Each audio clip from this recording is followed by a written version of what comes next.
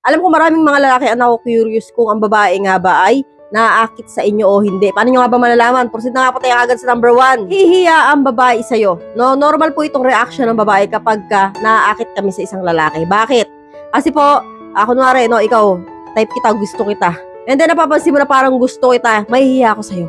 So, kumbaga sa makahiya, kung sa tumitiklop yung babae kapag ang lalaki nakatingin. Kapag nahihiya po ang isang babae sa lalaki, automatic po yan, naaakit po siya sa isang lalaki. No? Iniiwasan niya po na mapansin ng lalaki yung para, alam niyo na kasi nakakahiya nga naman sa side namin yun, no, kapag napansin ninyo. Kasi babae kami. Baka ang mangyari, no, isipin niyo na garutay kami. Kung na po tayo agad sa number 2. Pagka-interest tungkol sa buhay mo, no, nagtatanong, no, ang babaeng naaakit sa isang lalaki, tatanungin ka niyan. Or kukuha na impormasyon niyan galing sa mga kaibigan mo or malalapit na tao sa'yo. Sasabihin niya, no, kunwari, si Noel, no, si Noel ba may girlfriend yan? Ilan ba sila magkakapatid? Ilan ba trabaho niyan? Yung mga tipong ganyan, no, kapag po ang babae, nalaman mo na pinagtatanong ka, o tinatanong ka tungkol sa buhay mo, ibig sabihin po, posible pong naaakit siya sa'yo, no, na-attract siya sa'yo.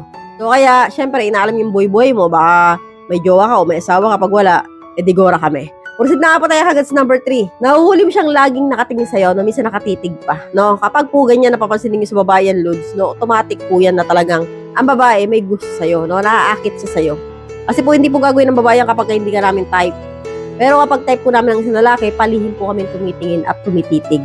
Proceed na po tayo agad sa number 4. Inaalok ka ng babae ng maiinom or pagkain, etc. No? Kapag po babae, nag-offer sa'yo na, Noel, gusto mo ng kape? Noel, gusto mo tinapay?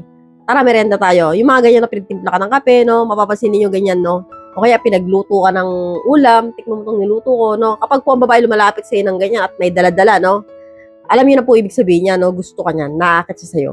Kung saan po tayo agad sa number 5. Nagbabalas siya tuwing nakikita ka niya o lumalapit ka, no? Maraming mga babae na ganyan na parang, alam mo yun, nagbabalas sila bigla kapag dumarating yung lalaking gusto nila, no? Kasi po makakaibang feelings po yung para sa amin na, ay palapit na si Crush.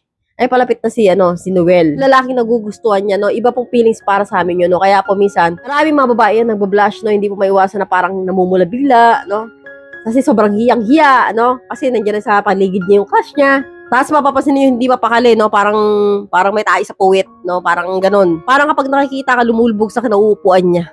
Okay, hindi mapakali. So, yan nga po yung mga signs na naaakit sa'yo ang isang babae. Hanggang dito na lang po tayo mga lods. I hope you learned something new in this video. More videos to come. So, stay connected and see you again to my next video. God bless. Bye-bye!